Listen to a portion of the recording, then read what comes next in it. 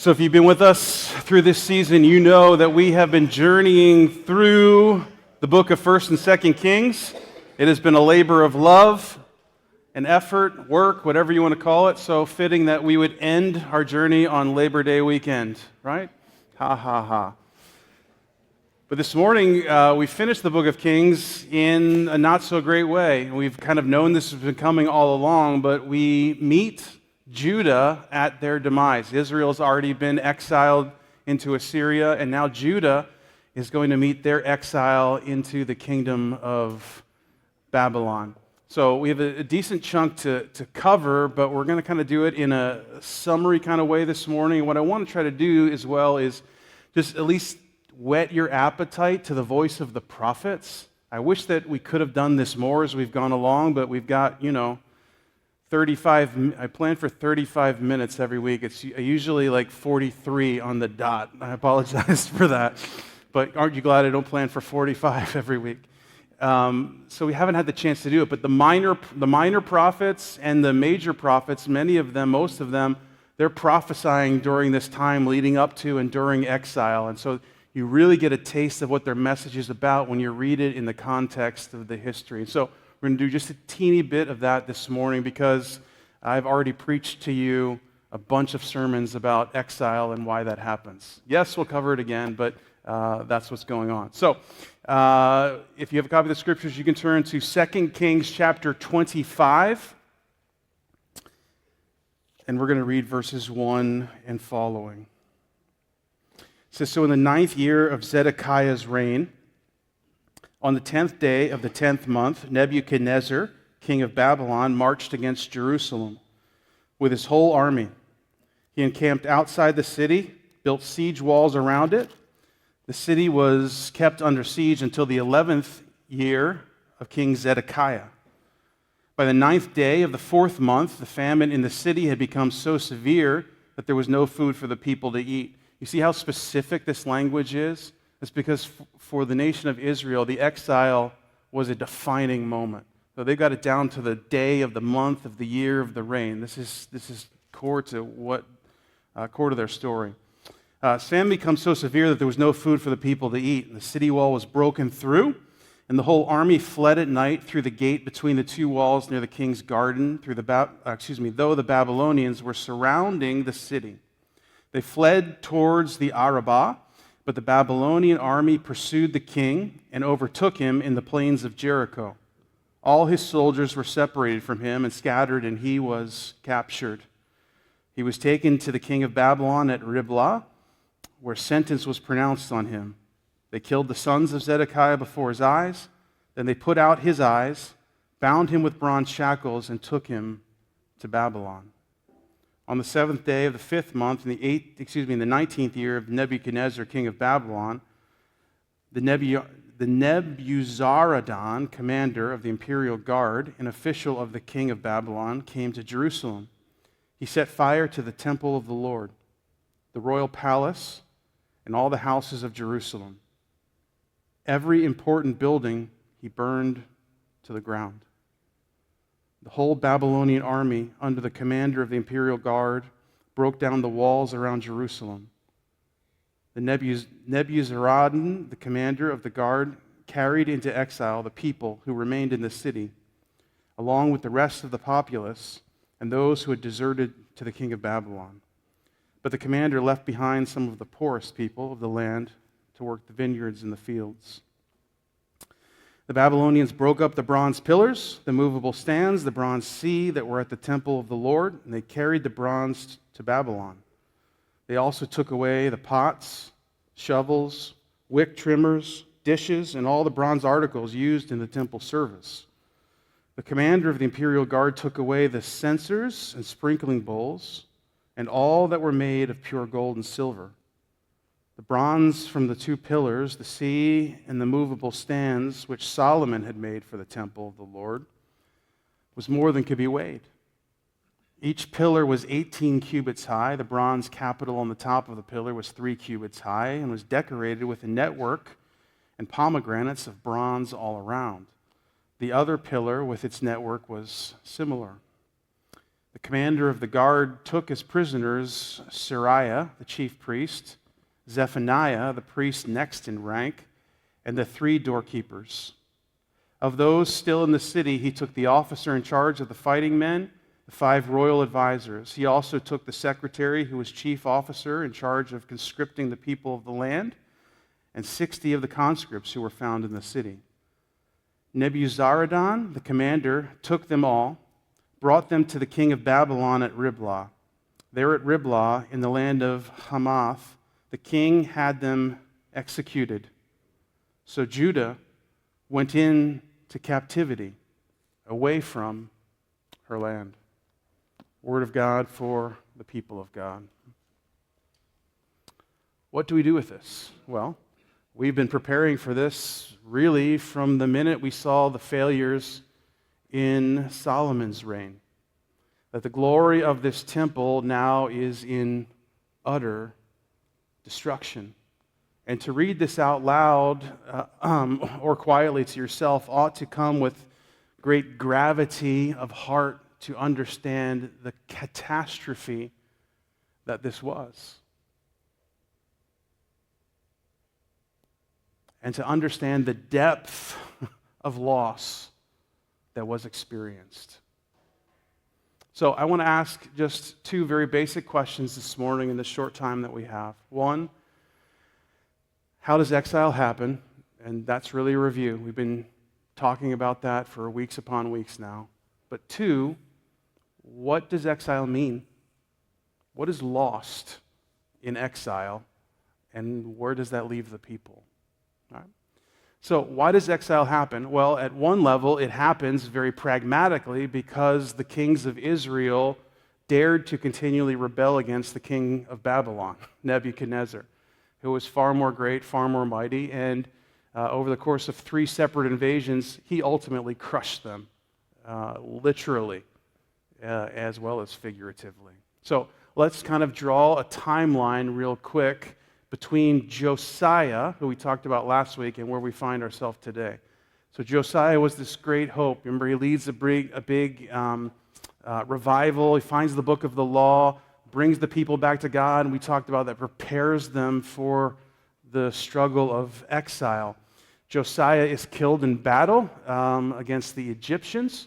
The Egyptians, for a short time, exert dominance over the region. So Josiah's son is a guy named Jehoahaz. Don't forget that name. Just joking. You can easily forget it, and please do. He was king for 3 months, right? Why? Because the Egyptians did not like him. And so they took him away, deposed him, and inserted their own king, who was a part of the Davidic line, a guy who they gave the name Jehoiakim. Jehoiakim reigned for a while. But ultimately, it was at the beginning of Jehoiakim's reign that the Babylonian power grew, and they overcame Egypt, and therefore subjected Judah, Israel as it were, as a vassal state to them. But Jehoiakim rebels against Babylon, so there's a second Babylonian invasion. And at this time, Jehoiakim is done, and his son Jehoiachin, true story, Jehoiachin, becomes king. He's king for a short time. Because of Jehoiakim's folly, he's taken into exile in Babylon. They appoint his uncle, who they give the name Zedekiah, as king. And Zedekiah foolishly leads another rebellion against Babylon, and that's when Nebuchadnezzar comes here in chapter 25 and conquers them again. Historians date this likely to 586 BC. So somewhere around 580 years before the birth of Christ, this happens. 3 massive invasions and subjugations by Babylon over Judah lead to 3 levels of exile, because in the first invasion, a group of people are taken out, Daniel and Shadrach, Meshach, and Abednego amongst them. In the second invasion, after the rebellion of Jehoiakim, a whole bunch of others are come. And then the rebellion of Zedekiah, the Babylonians say, enough with this place. And they crush it to smithereens and take almost everyone into Babylon. And it's left in utter destruction. But of course we know that this isn't just a story about Babylonian power. The storyteller all along has been cueing us into this is a story of God giving the people over to their waywardness. And we've said all along that the chief reason for exile is what? It's idolatry, right? Worshiping the wrong thing, giving ultimate status to the wrong supposed or would-be God above God. And not only that, but idolatry always leads to what we've called indulgence, just to try to give a word that kind of sticks and is a kind of a cover-all, but you could call it at a very core level like wrong living, right? Or anti-covenant living, not living God's way, living a rebellious kind of way. That how we worship always how or what we worship always leads to how we live. Because what we worship, we serve. That is an undeniable reality, right? And so we find that, of course, in the life of these people. So I want to let you into this. We kind of talked about this in the lead up to the exile of the northern kingdom of Israel. But the main prophet who was prophesying in Judah at this time that exile is going on is the major prophet Jeremiah. And Jeremiah writes this in Jeremiah chapter 7. He says, "This is the word that came to Jeremiah from the Lord. Sit at the gate of the Lord's house and there proclaim this message." So the final exile hasn't happened. Jeremiah is announcing a call to repentance that isn't going to happen. "Hear the word of the Lord, all you people of Judah who come through these gates to worship the Lord. This is what the Lord Almighty, the God of Israel, says. Reform your ways and your actions. I'll let you live in this place. Don't trust in deceptive words and say, 'This is the temple of the Lord, the temple of the Lord, the temple of the Lord,' 3 times, right? If you really change your ways and your actions and deal with each other justly, if you do not oppress the foreigner, the fatherless, or the widow, do not shed innocent blood in this place, if you do not follow other gods to your own harm, then I will let you live in this place in the land I gave to your ancestors forever and ever." It's a little taste of the prophetic message that's going on here so that you can see what this idolatry and indulgence looks like at a corporate level in terms of how the nation is functioning, right? So they're saying, hey, we've got the temple, we're set. And Jeremiah is saying, yeah, just because the temple's here doesn't change things. That is, you can have the temple and still not be a genuine worshiper of God. And that would have been, at some level, frustratingly truthful to these people. Because they would have said, no, we're doing all the things, but we're doing a bunch of other things too.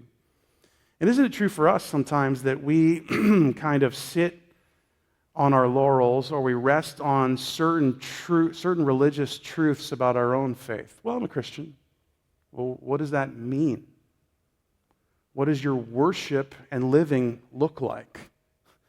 Not your heritage, right? Not the family you were born into or the country you were born into or the rhythms of church going. What matters to God is your heart and what it's worshiping, and therefore how you're living. That defines who you are. Jeremiah is saying this beautiful temple is here, but hey, in essence, it can go away.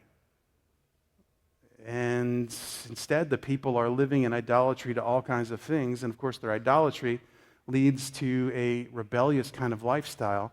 And many things were discussed in there, but if we could summarize them in one kind of big statement, what's happening here is a corruption, right?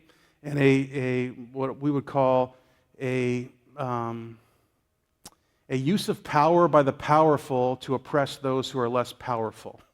Right? I'm trying to speak this in a way that's universally applicable to all of our lives, because all of us, no matter what your rank at work is, no matter where you are socioeconomically in society, have power and influence. And it matters how you use it. And when we're living indulgently, we're going to use it for our own gain, no matter how it costs other people. But when we're living in worship to God, we're going to use it actually for the good of the world, not just for ourselves. Because that's who God is and that's what He does. And so you have examples then in here of the oppression of foreigners, of orphans and widows and all of these things. Why? Because people are not acting in a Genesis 1 and 2 way of ruling over creation as God's assigned ambassadors to carry out his will. Instead, they're living in rebellious ways that say, I'm going to use God's creation for my own gain and my own good. Now, this ought to cut us to the core at some level, because left to our own devices, this is how we engage in this world, even the best of us. We're looking for what we can get from people, from things, as opposed to looking to be God's ambassadors in the way. And listen, I would be remiss if I didn't just address the elephant in the room at this moment. We read a verse that says, oppressing the foreigners, and we live in a moment of national wrestle over what it means to engage with immigrants in our midst. Listen, we are not a political church. I'm not a political candidate. I'm not going to give you a platform about immigration in this moment. And the reality of immigration and what is legal and what is illegal is deeply nuanced. And I understand perspectives on all sides. Here's what's not nuanced: how you as a follower of Jesus love people around you. And however you are engaging politically with this issue, if it's causing you to think differently about people from other places, Jeremiah would have words with you. Again, that's not a Democrat talking point. It's not a Republican talking point. It's a follower of Jesus talking point.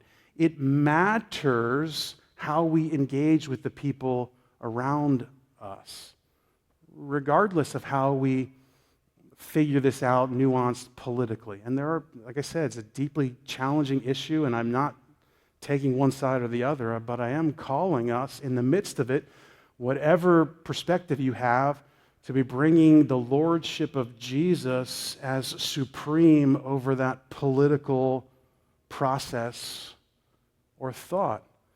At some level, part of why Judah and Israel are in exile is because they mistreat the powerless. Now listen, the United States government is not equal to Israel or Judah. People have falsely made the one-to-one correspondence. Oh, this is what they say, but they're for the U.S. government. Wrong.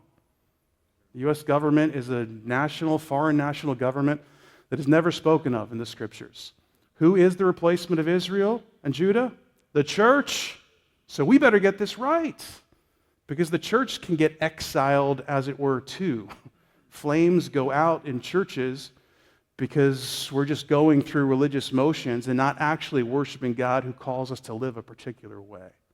Make sense? Have your politics. Engage it well. We need that in this world. And this particular issue is deeply nuanced and challenging, and I'm not suggesting to you all those nuances don't matter, because they do. But in your heart, what is your disposition towards your neighbor or towards people who are different from you? That's a core Christian thing we've got to wrestle with, yeah? And Jeremiah says, hey, it's one of the things I'm listing here as what happens when people get indulgent because they're not worshiping right. They start looking at other people as pawns in the game and dismiss their dignity and their value. Wow. Here's the deal. Where injustice exists, God will bring his justice. Count on it, right? That's a radically good thing in many ways, unless you are the maker of injustice. Then you've got a divine problem. Ultimately, perhaps most famously, this is what one of the minor prophets writes in this season. Remember Micah 6:8? Many of you can quote it, right? Start in verse 7. Will the Lord be pleased with thousands of rams? With 10,000 rivers of olive oil? What are they talking about here? Is God deeply interested in rams and olive oil? No, these are sacrificial things, right? Is God fine if you just go through the religious motions of doing sacrifices and stuff, all the stuff he said? What if I offer my firstborn for transgression, the fruit of my body for the sin of my soul? And of course, we're meant to answer all these questions. No, that's not the issue. He has shown you, O mortal person, what is good, what the Lord requires of you: to act justly, to love mercy, and to walk humbly with your God. Justice and mercy flow out of a disposition of humility. A disposition of pride and power lead to injustice and lack of mercy. Why do the prophets tell us we're meant to be people who live in justice and in mercy and in humility? Because the whole divine story is that we were people who needed justice and mercy. And God was willing to lower himself into our place in order that we would be rescued. All the prophets are telling the people is, hey, in the same way God has acted towards you, what if you acted towards others that way? Right? That's why we're called to this, because when we do this, it's not some moral victory. We're enacting the gospel to a watching world. And you remember a huge part of the whole purpose God called a people to himself in modern-day Israel and Palestine at the time was so that the watching world would see the divine story lived out in its glory and they'd be drawn to it. And now we see the exact opposite happening. Man's story being lived out and therefore the people being pushed away from the presence of God. Fair enough. Reasons for exile, right? We've got these babies locked into our skull now after 9 months or 8 months in the Kings. Let me give you 3 things if we talk about what does exile mean. What is the reality of exile? The one that just comes jumping off the pages in chapter 25 of 2 Kings here is the loss of land, right? So exile first is a loss of land, okay? Now, why does this matter? Well, land was the promise that God had given his people.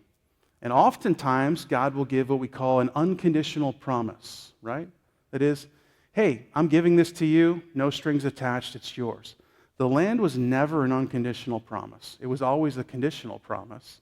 That's what the whole Mosaic law was all about. You live this way, the land is yours. But what did the land represent?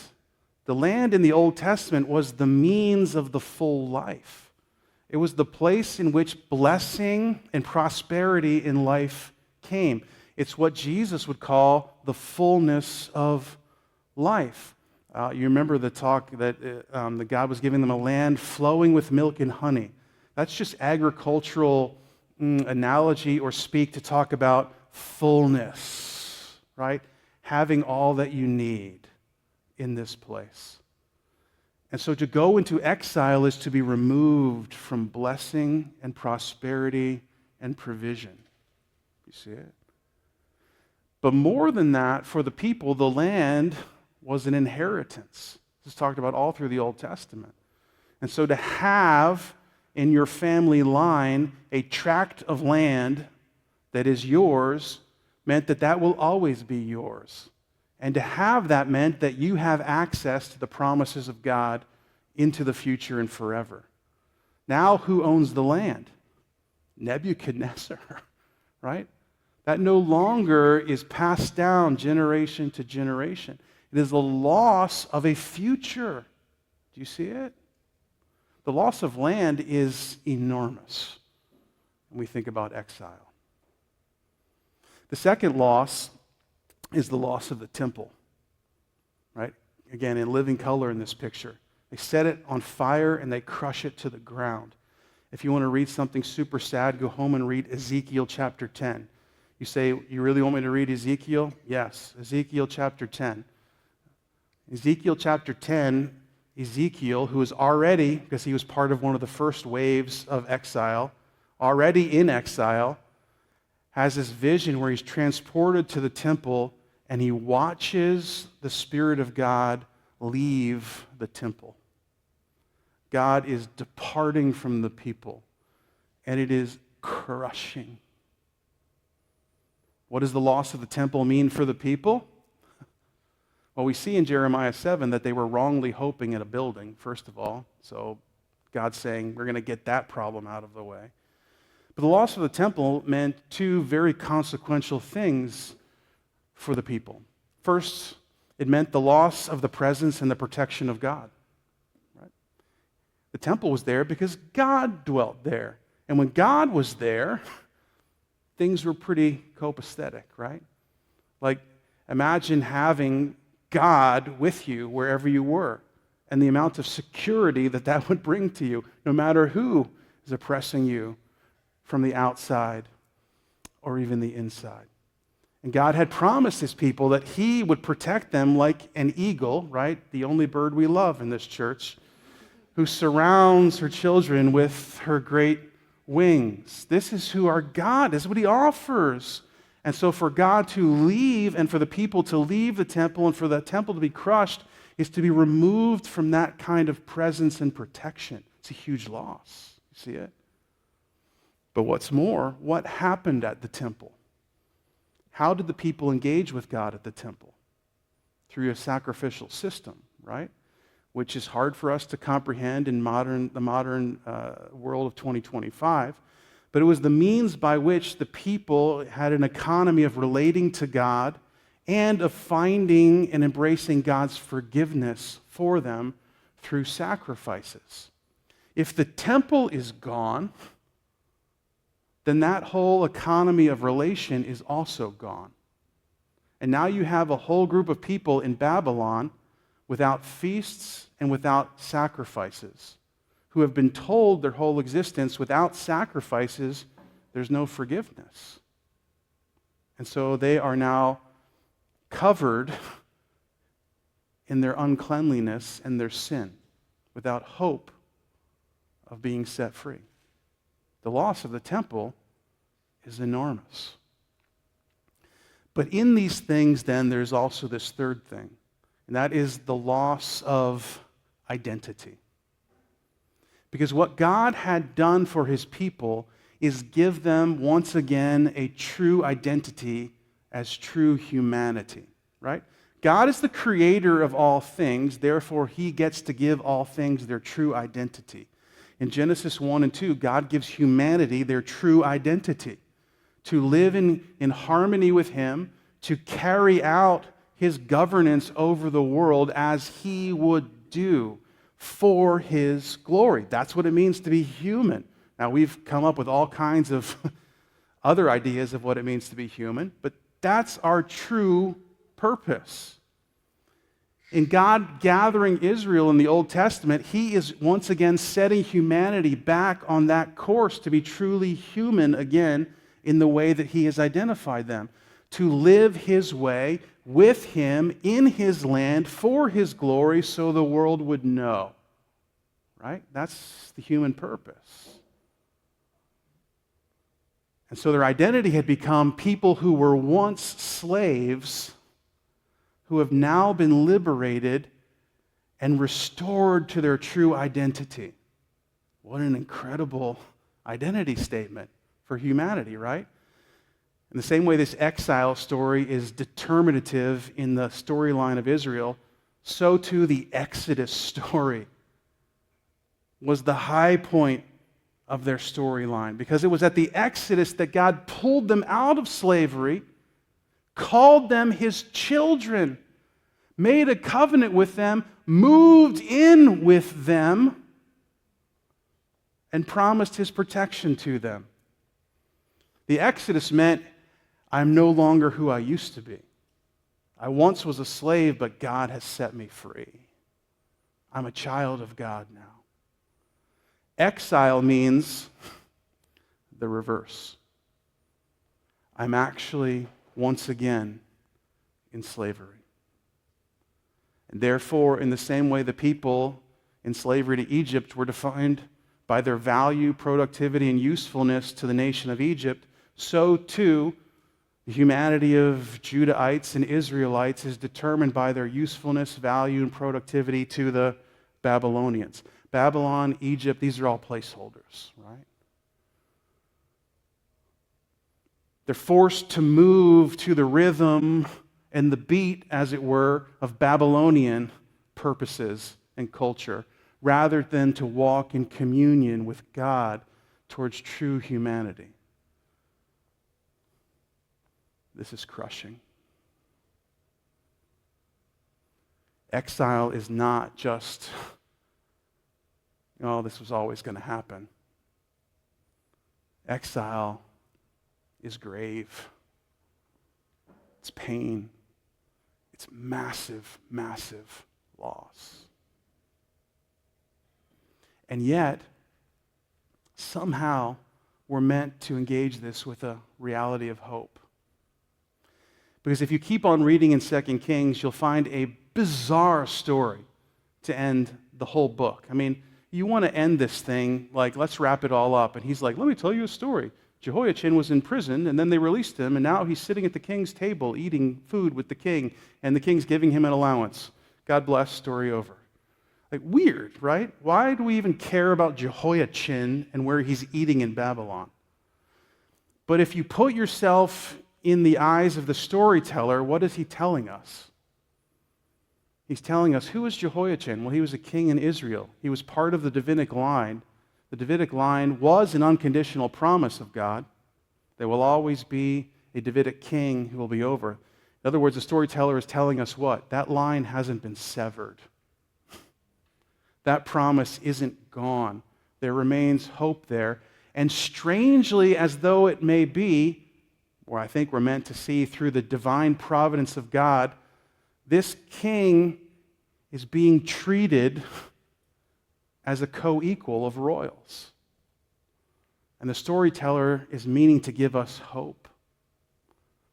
That the means by which God has always meant to gather and guide his people, that promise is not cut off, even though exile is very real. And the major prophets of exile, Jeremiah and Ezekiel, will go on to prophesy the reality that exile will have an end date. This isn't the final word for the people of God. 2 Kings doesn't tell us that. But the prophets do. And that there is future hope. And actually, this future thing that God's going to do is going to blow out of the water all the things he's done before, because instead of giving us a law that was written on stone, he's going to actually, Jeremiah says in Jeremiah chapter 31, he's actually going to write it on our hearts. He's actually going to make it doable, is what he's saying when he writes that, right? And if he makes it doable, that's going to mean that future exile is going to be out of the question. Stunning in Jeremiah chapter 31. This is the covenant I'll make with the people of Israel. I'll put my law in their minds. I'll write it on their hearts. I'll be their God, and they'll be my people again. No longer will they teach their neighbor or say to one another, know the Lord, because they will know me. From the least of them to the greatest, declares the Lord. Why? How is this possible? Because I will forgive their wickedness. Amazing. Now, I'm already over time, but let me give you a quick history of Israel post 2 Kings. Babylonian captivity lasts approximately 70 years. The Babylonians are conquered by the Persians. Cyrus, through the act of God, begins to allow the people to go back to the land. They start to rebuild the walls of Jerusalem. They start to rebuild the temple. The prophets tell us the people, when they rebuild the temple, look at it and they cry because it's the shell of its former self. It's a tiny little thing. There's never a story of God's presence coming back to the people. There is never a narrative of the people being forgiven. There's never a narrative of the covenant coming. There is moments where they have their own freedom because Cyrus and the Persians are conquered by Alexander the Great. We know him from history and the Greeks. Alexander doesn't have an heir when he dies. His kingdom is separated amongst his generals. The Seleucids begin to rule over Israel. There's some of those guys that are super bad. It stirs up national identity in Israel. The Maccabean rebellion happens. Hanukkah is celebrated as a result of this. There's this moment of freedom for a short time, but ultimately who comes in? The Romans, right? And the Romans rule in an extra Babylonian way. And in AD 70, they crush that rebuilt temple all over again.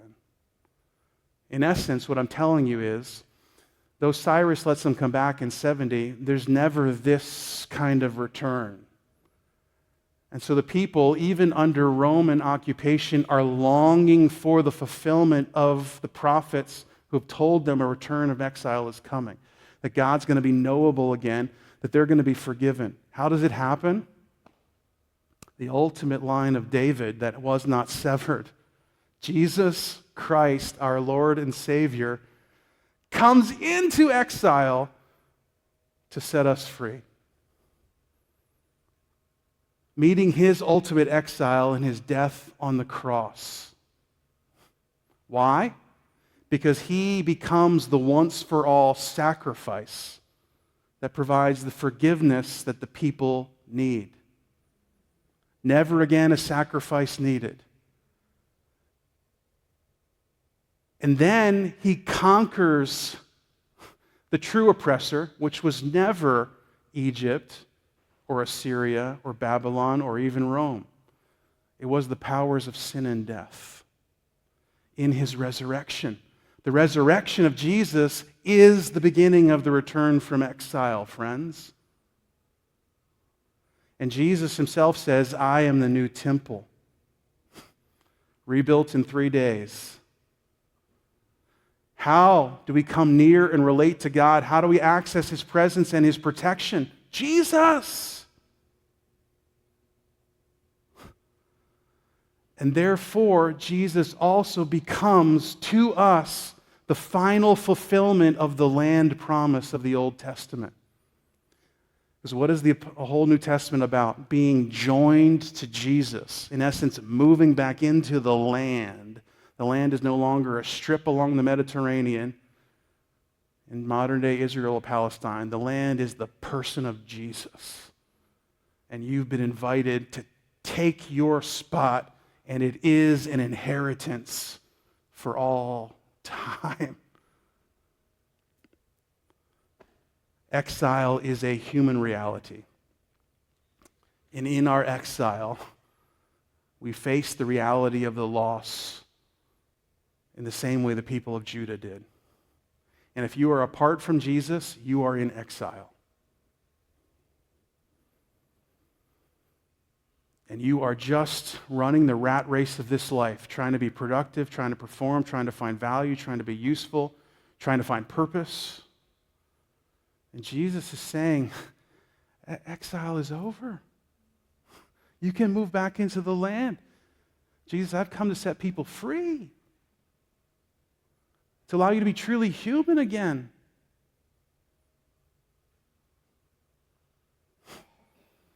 Jeremiah 31, fulfilled in Jesus. So my question to you, what are you still doing living in Babylon, man? Woman? Child? Get with the game. If you've never met Jesus, meet him for the first time right now. Simple as that. If you've been following Jesus and yet you keep going back to visit Babylon, what's up? Jesus is where it is. You pray with me?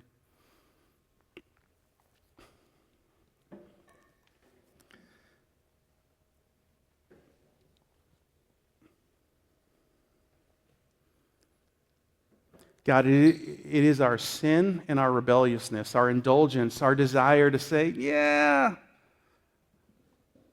you may be God and you may have created things a certain way, but we're going to do our own thing over here. And we use and abuse people, maybe not in the prolific ways that kings and emperors do, but even in our own life, we create chaos and pain, destruction in our own midst.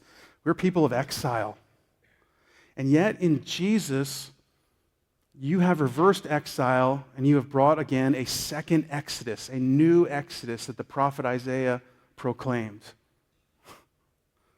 You've promised us a whole new identity once again. And so, Lord, I say I accept. And I pray that my friends too, here and those who will hear this later on, would reject the chains of exile and find true life and freedom in Jesus. Amen.